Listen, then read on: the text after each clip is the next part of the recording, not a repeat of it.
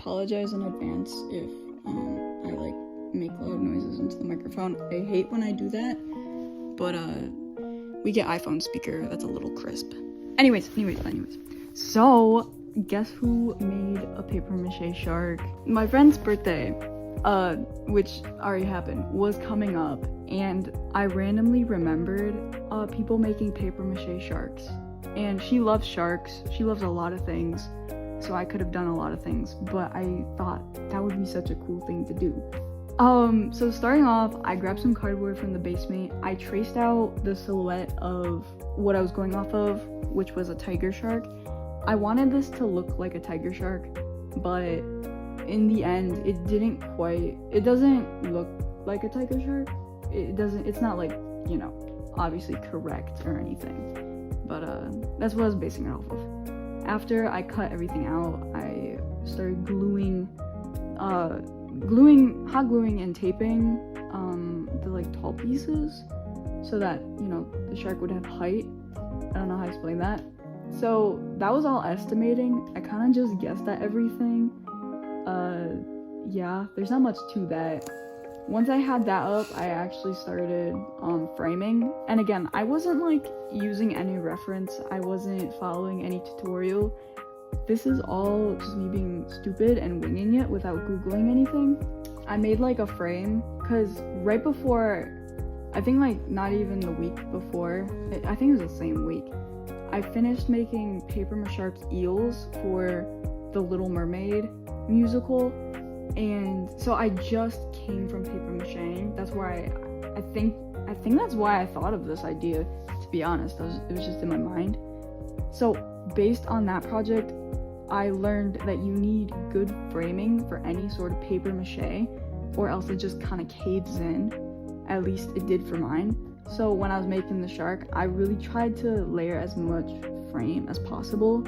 And so I thought this was good. I did adjust the tail quite a few times, and I almost forgot about the top fin. I don't know how that happened, but I almost forgot about it. But I think it looks okay. The top fin's kind of weird if I stare at it for too long. But anyways. The next step was the actual papier-mâché, and it actually took the least amount of time out of everything. I thought this would take the longest, but it didn't. When I first mixed the glue to start off, I think I added too much water. It was really like soupy and like watered down, which it worked in the end, but I don't think it was the right ratio at all. I just used Elmer's glue, so.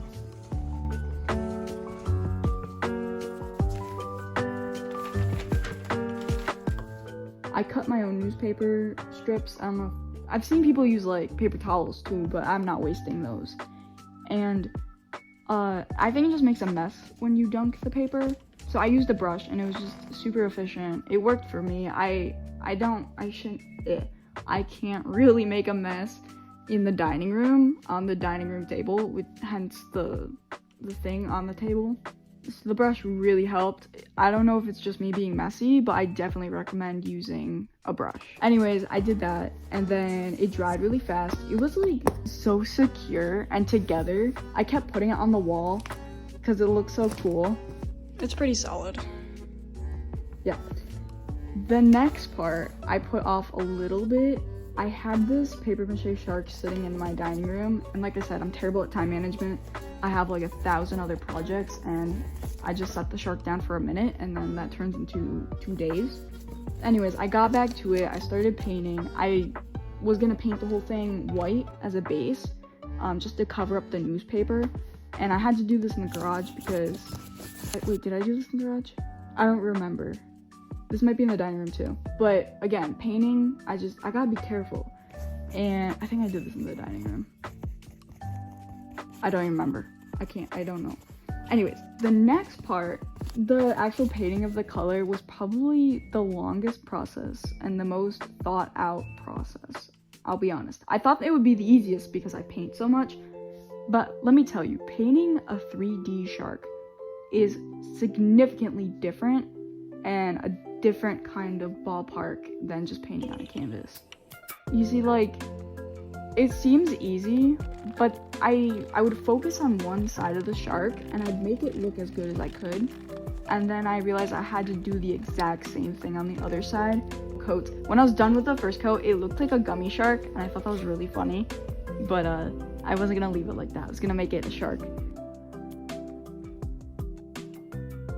I wasn't using a reference for this part, which I probably should have, but I just didn't. I just wanted to get it done. And then last minute, like right before I was done, before I was gonna like call it quits, I decided to go get this glitter box from the basement that I forgot I had. And I was gonna use a glue stick and sprinkle glitter all over the shark. But then I was thinking about it, I'm like, wait, if I put a glue stick and then I like sprinkle glitter on it, it'll make a mess, and then things could fall off in her room, and that would just make a mess. And I saw this glitter glue stick thing, which I don't know where any of this glitter has come from, but I have it, so I used it, and I think it looks so cool. It's like that little extra sparkle to the shark that's unnecessary, but I hope she loves it.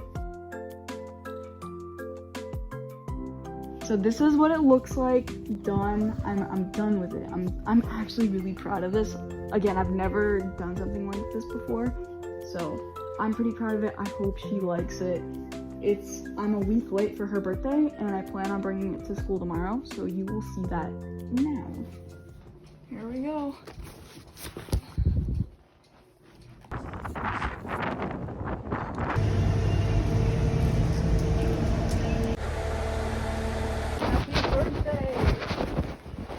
God, it's a shark!